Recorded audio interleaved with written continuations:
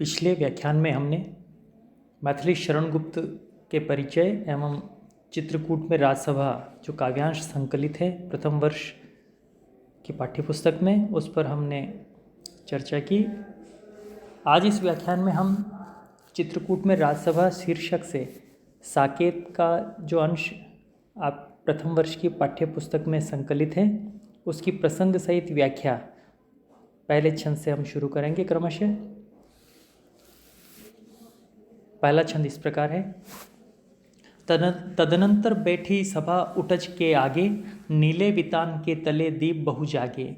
टकटकी लगाते नयन सुरों के थेवे, परिणामोत्सुक उन भया तुरों के थेवे। उत्फुल्ल करौंदी कुंज वायु रह रहकर, करती थी सबको पुलक पूर्ण मह मह कर। वह चंद्रलोक था कहाँ चांदनी वैसी, प्रभु बोले गिरा गंभीर नीर निधि जैसी। हे भरत भद्र अब कहो अभिप्सित अपना, सब जागृत हो गए भंग हुआ ज्यों सपना। मैथिली शरण गुप्त का जो साकेत महाकाव्य है, उसमें अष्टम सर्ग से यह अवतरित काव्यांश चित्रकूट में राजसभा शीर्षक से उस काव्यांश से ये पंक्तियाँ ली गई हैं। इस काव्यांश में जब राम को वनवास हो जाता है तो अयोध्यावासी कौशल्या, कैकेयी, भरत, सुमित्रा और सभी गुरुजनों के साथ पुनः राम को मनाने के लिए चित्रकूट तक पहुंचते हैं। वहां जाने के बाद जब वे मनाना शुरू करते हैं, उसके पहले गुप्त जी ने इस काव्यांश में वहाँ की प्राकृतिक सौंदर्य की छटा का वर्णन किया है।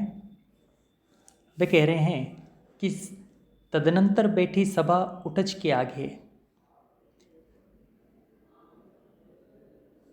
सभी सभासद चित्रकूट के अंदर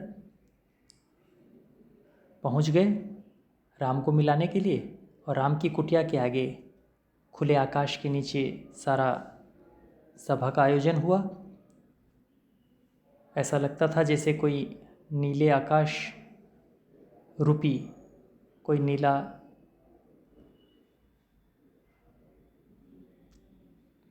कोई एक तरह से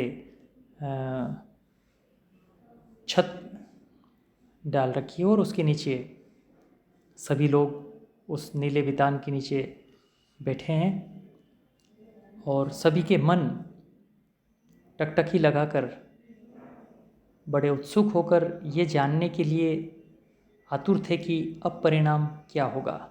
तदनंतर बैठी सभा उठज के आगे, उस राम की कुटिया के आगे पूरी सभा बैठी थी। नीले वितान के तले दीप बहु जागे, ऐसा लग रहा था कि नीले आकाश के नीचे बहुत सारे दीप, अर्थात उनकी आँखें, उन अयोध्या वासियों की आँखें रूपी दीप खुले हुए थे, और उनके नयन टकटकी लगाते नयन सुरों के थेवे, परिणामोत्सुक उन भयातुरों के थेवे। टकटकी लगाकर वे उस भय मिश्रित मन के अवस्था से